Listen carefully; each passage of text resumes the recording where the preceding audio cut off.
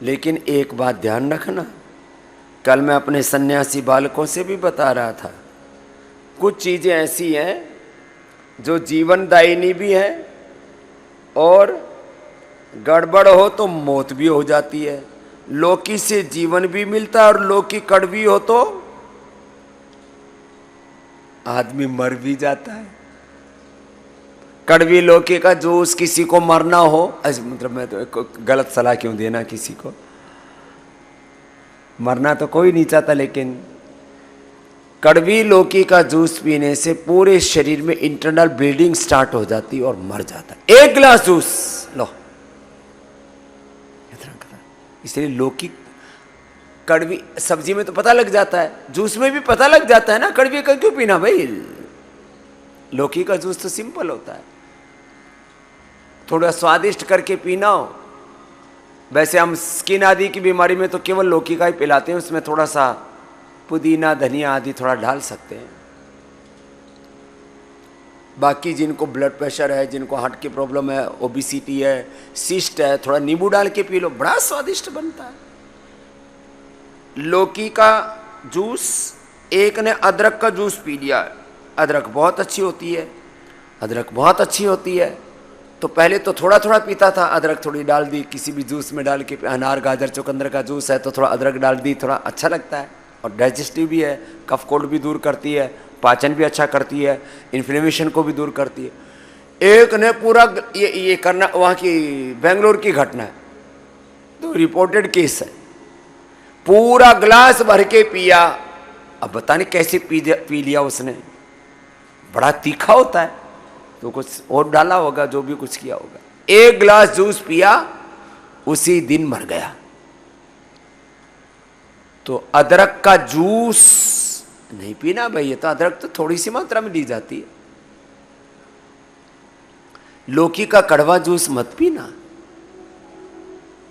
Danger zone में आ जाओगे। बहुत सारी ऐसी चीजें हैं, कल मैं अपने बच्चों को बता रहा था, तुम भी सुन लो। कुछ चीजें ऐसी हैं प्राण घातक हैं, एक शब्द प्रयोग होता है क्या, प्राण घातक, मौत हो जाती है। बुलंदशहर का एक कबड्डी का नेशनल प्लेयर, बहुत जबरदस्त बलवान बालक, टूट फूट गया, सब ठीक हो जाता। एक कूतरू, एक पिल्ला ऐसे गंदी नाली में पड़ा हुआ रो रहा था, उसने उठाया, उसको बाहर निकाल के रख दिया, थोड़ी देर में चला गया। उसको कोई निकाल नहीं रहा था, उसने निकाल दिया, लेकिन निकालते समय उसने उसको दांत से काट लिया, वो ध्यान नहीं दिया। 3 महीने बाद उसको रेबीज हो गया। 3 महीने तक ठीक, 3 महीने बाद वो कुत्ते की तरह भौंके, कुत्ते की तरह हरकतें करे और मर गया। इसलिए कुत्ता, बिल्ली, बंदर, इन जानवरों से बाई चांस कभी कोई काट भी ले तो फिर उसके इंजेक्शन लगते हैं रेबीज के, वो लगवा लेना, गलती मत कर लेना। ऐसे ही आजकल बरसात है, नदियों के किनारे कई बार बहुत ऊपर से तेज बरसात हो जाती है, लोग अब इतना लोगों में दमखम नहीं कि दूर से पानी का रेला आता देखा और भगले, लोग वहीं खड़े के खड़े रह जाते हैं, रेले में बह जाते हैं, सैकड़ों हजारों लोग ऐसे मर जाते हैं। नदियों के किनारे बरसात में खास करके सावधानी से, और अज्ञात जल में तो प्रवेश करना ही नहीं। मैंने कई बच्चों को अपनी आंखों के सामने देखा है, मरते हुए देखा है, कोई नहीं बचा सकता। फिर तेज बहाव में कौन बचा पाए साहब, कई बार तो तेज बहाव में तो हाथी भी बह जाता, आदमी की तो बात छोड़ो।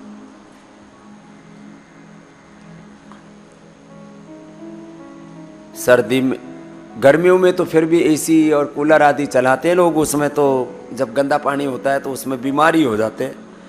लेकिन अभी 2 दिन पहले टीवी पर खबर चल रही थी, एक ही परिवार के दिल्ली में या एनसीआर में कहाँ परिवार के 3 या 4 आदमी दम घुटने से मर गए।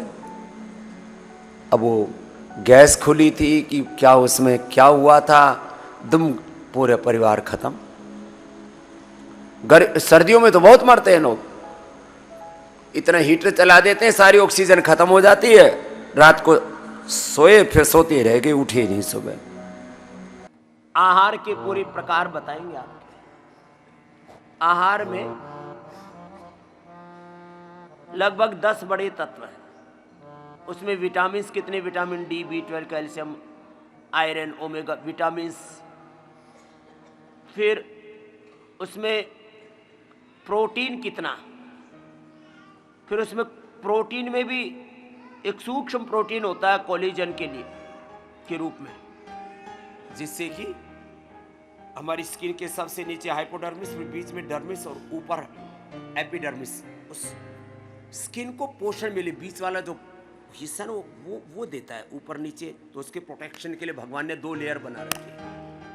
यदि किसी का कोलेजन अच्छा रहेगा तो 100 साल तक आपकी चमड़ी जवान रहेगी, झुर्रियां नहीं पड़ेगी। यहाँ ना जब मैं देखता हूँ लोगों के 60 साल में ही हवाइयाँ सी उड़ जाती है, मेरी उम्र के लोग मेरे बापू जैसे दिखते हैं, दत्त तरह के। तो मैंने अपने ये गांव का शब्द धत तेरे के, क्या कर दिया तूने, अपना हुलिया ही खराब कर लिया। और कुछ तो मेरे से आधी उम्र वाले मेरे बापू लगे मेरी उम्र वाले मेरे बाप दिखा रहे, क्या तुमने अपने ऊपर अत्याचार कर लिए।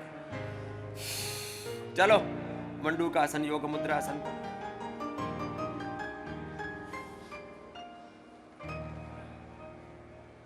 तो आपकी डाइट में विटामिन्स, न्यूट्रिशंस, विटामिन्स में vitamin D, B12, calcium, iron, omega, उसमें विटामिन सी, जिंक, फिर विटामिन ए, विटामिन के, विटामिन ई, ये सब बोले जी इतनी चीजें कहाँ से लाएं? अरे अपने सामान्य जो दाल, रोटी, सब्जी है, उसमें रोटी का मतलब चावल और गेहूं नहीं, 99% लोग इसी पर घोटते रहते हैं। पता नहीं कहां से ये मुसीबत आ गई। गेहूं चावल 10% होने चाहिए हमारी डाइट में, ये 90% आ गई, इसको हटा लो। मिलेट्स लो, शाक सब्जियां लो, अंकुरित लो, जिनको काजू बादाम किशमिश मुनक्के नहीं मिलते कोई बात नहीं, चना है ना, चना, मूंग, मूंगफली, इससे वो सारे जो हेल्दी फैटी एसिड्स हैं वो आपको पूरे मिल जाएंगे। हेल्दी फैटी एसिड्स ब्रेन के लिए, स्किन के लिए, पूरे शरीर के लिए बहुत जरूरी होती है। मंडूकासन, योग मुद्रासन। लंबा करो, कर लो थोड़ा, ऐसे कर लो। फिर डाइट में प्रोटीन, अच्छे वाला प्रोटीन 10 ग्राम, जो मीडियम वर्कआउट करते हैं उनको 50 ग्राम, जो मेरी तरह से फुल वर्कआउट करते हैं उनको 100 ग्राम प्रोटीन चाहिए। कितना? जोर से बोलो। 100 ग्राम। तुम्हारे लिए 85 ग्राम बहुत है। वो किससे मिलेगा? प्रोटीन के 10 स्रोत हैं। एक तो मांसाहारी तो बहुत आड़ कबाड़ खाते हैं, छोड़ो। सबसे अच्छा सोर्स है दालें, दूध, दही, छाछ।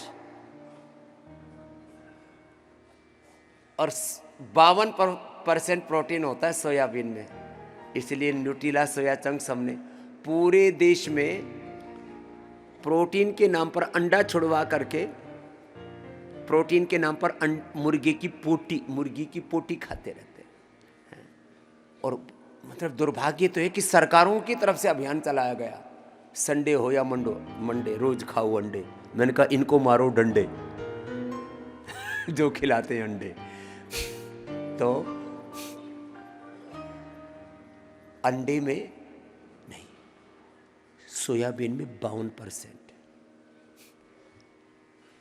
सामान्य रूप से दालों से लेकर के, और आपको तो हमने जो जिनको ज़्यादा ही वर्कआउट करते हैं, बच्चे आजकल प्रोटीन बहुत खाते हैं और उससे उनकी लीवर, किडनियाँ खराब हो रही हैं, स्किन खराब हो रही है, आँखों में खून उतर रहा है, बीपी बढ़ रहा है, शुगर हो रहा है, बुरी हालत। तो आइसोवेदा 90%, वेव प्रोटीन 80 और ग्रीन प्लांट प्रोटीन ये बड़ा ज़बरदस्त है। इसमें 72%, 72, 80 और 90% तक प्रोटीन आपको हमने दे दिया।